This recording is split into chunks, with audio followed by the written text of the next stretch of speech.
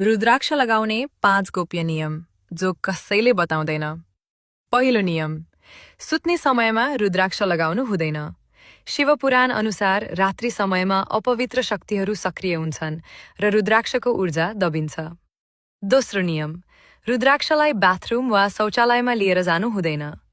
देवी भागवत पुराण अनुसार अपवित्र स्थानले यसको चेतनालाई अशुद्ध बनाउँछ। तेस्रो नियम, टुटेको रुद्राक्ष तुरुन्त त्याग गर्नुपर्छ। पद्मपुराण भन्छ, टुटेको रुद्राक्षले अशुभ शक्तिहरूलाई आकर्षित गर्छ। चौथो नियम, हरेक पूर्णिमामा गङ्गाजलले रुद्राक्ष शुद्ध गर्नुपर्छ। तन्त्र ग्रन्थहरू अनुसार यसले यसको दिव्यतालाई पुनः जागृत गर्छ। पाँचौं नियम, महिलाहरूले रजस्वला अवस्थामा रुद्राक्ष लगाउनु हुँदैन। गरुड पुराणमा स्पष्ट उल्लेख छ, त्यस समयमा शरीरको अवस्था रुद्राक्षको तेज ग्रहण गर्न सक्षम हुँदैन। रुद्राक्ष कुनै साधारण गहना होइन, यो शिव स्वरूप शक्ति हो। यी 5 नियमलाई आत्मसात गर्नुहोस् र मनदेखि कमेन्टमा भन्नुहोस्, हर हर महादेव। रुद्राक्ष लगाउने 5 गोप्य नियम जो कसैले बताउँदैन। पहिलो नियम, सुत्ने समयमा रुद्राक्ष लगाउनु हुँदैन।